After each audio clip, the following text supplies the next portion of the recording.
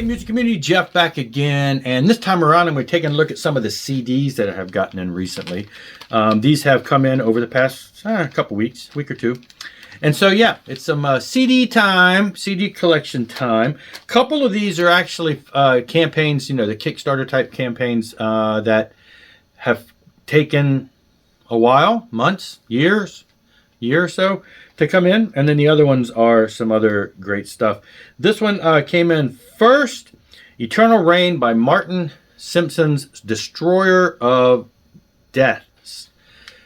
Martin is a friend of mine on Facebook. He put this project together, released this track a while back, had great potential, and so a lot of us funded this album, and then it didn't reach its goal. And he pulled the plug on it, I believe. I'm trying to remember. I'm pretty sure he pulled the plug on it. They ended up getting additional funding themselves and continued the project, recorded the songs track by track, was following the progress online, just seeing all the stuff and the clips and stuff. The thing really neat about this, it's got Rob Rock on vocals, one of my favorite vocalists. And so I jumped on board that for sure. There is a appearance by... is it Jorn, or I don't know, it's, you know, foreign, but Jorn Land. He's been on a lot of projects. He's got his own band out by that name. Anyway, so he does a song on here. It's got CJ Grimmark from Narnia, does guitar work on here. So it's a great, kind of like an all-star type band of guys from all over different places of the world who recorded this album remotely, I guess, for the most part. And yeah, it is right up what you would think a Rob Rock type album would be. Just melodic metal. Think Narnia with Rob Rock. Think you know, Rob Rock with this. It's just, you know, impellatory without all the fast guitar. It's just right in that sweet spot of melodic metal. And I have just love. I keep playing this album. It is just an amazing. It's neat because I don't want to say it's neat. There's a lot of bands that come out with CDs that, you know, you can tell they're put together on a low budget. They're put together. They sound decent. This sounds phenomenal. This sounds like something so highly produced. It is just the tone, the production, the music, the musicianship, everything about this top notch. And to have Rob Rock on the majority of the vocals there. You got Rex Carroll plays guitar on some. It's just... You got to check this out. Go online and look up The Destroyer of Death. Martin Simpson's The Destroyer of Death would be the full thing. Check that out, because if you like, you know, that sweet spot of melodic metal from the 80s and early 90s, you're going to love that. And this one is right up there with it. This one did reach its goal. This one we did see the progress and clips, and he was sending out, you know, rough mixes and stuff along the lines. And that's under the band name Calamity Kills, which doesn't tell you anything, but it is Jamie Rowe, former singer for Guardian. Of course, back in the days he was in Tempest.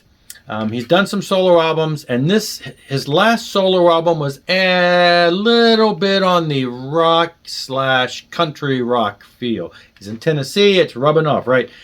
But he's all over the place as far as some of his influences and stuff. He has done a lot of great stuff in the past, and that album was a great album, but definitely showcased a little bit more of that side of it. And he says, look, I'm coming back with the vengeance on some rock stuff, and this is straight up more melodic metal type stuff. These two releases, high quality, high production value, high performance value, and this album just rocks. I've had the digital tracks for a while, been playing them to death, and then the actual album came in, the CD came in, and yeah, I don't know if or when there may be, if possible, vinyl release. They've been asking questions online about this, about, you know, if we tried to do vinyl, who would buy one? So, you know, that'd be nice. On the back of this one, it says here, for all those who contributed, and on line 5, you will not be able to see it because I can even barely see it, but I know the other day I saw it. On line 5 is my name. Just trust me, my name is on the notes, on the liner notes. Awesome booklet that barely fits in there. All kinds of cool artwork. That is, I don't came to show all this cool artwork. It's all, looks like it might be AI generated, but some of this are people like, you know, that he knows, like his wife and him. but yet very, very made up, very computer generated. That's Jamie there in all kinds of makeup. But yeah, awesome album. You need to check it out again if you haven't. Calamity Kills. I'm pretty sure they have videos. I'm thinking he might have done a video. I know he's done stuff over the time that I've seen through the Kickstarter stuff, but I'm trying to think. Yeah, I'm sure there's got to be. I'm sure he's done some promotion stuff out there.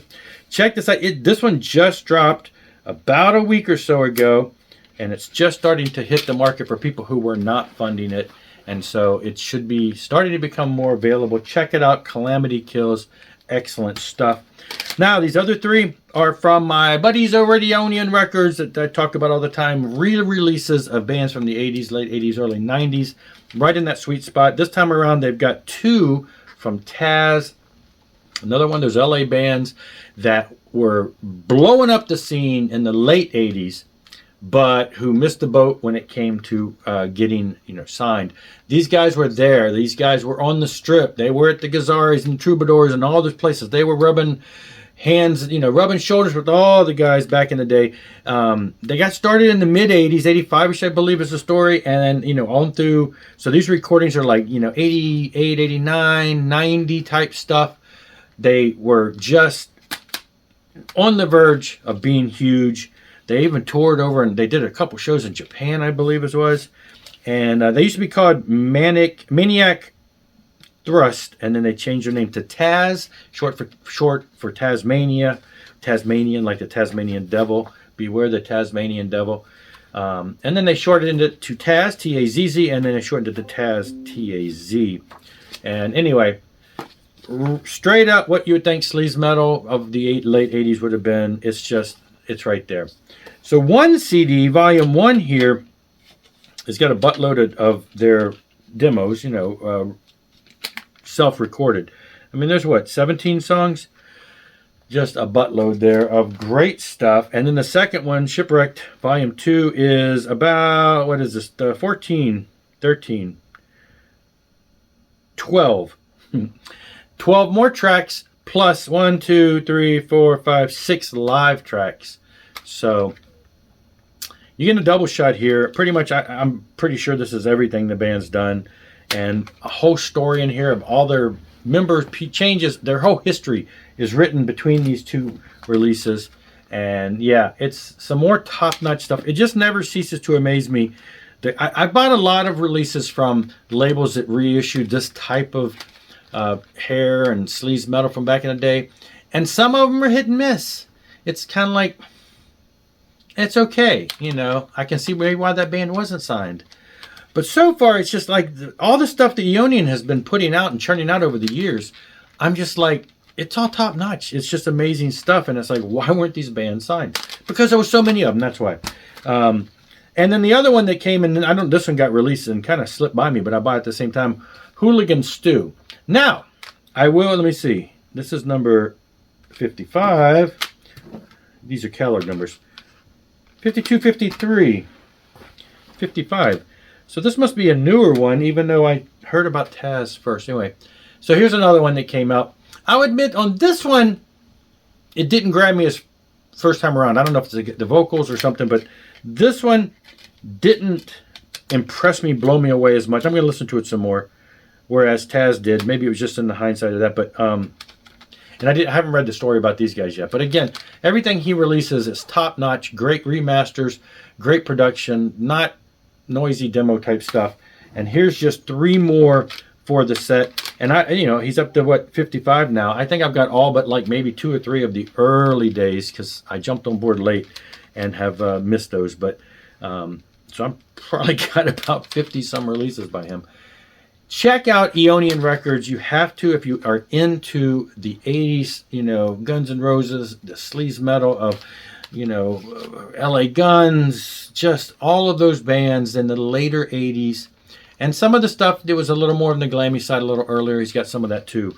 But I am just impressed with how many bands I get that have that, they feel like they belong. They probably did belong in 89, 90, 91, 92, with just amazing sounding stuff.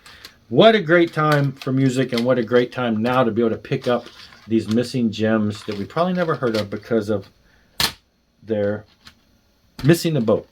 Anyway, so that's it. Just a handful of CDs there. Thanks a lot for watching, and I will see you later. Rock on and rock hard.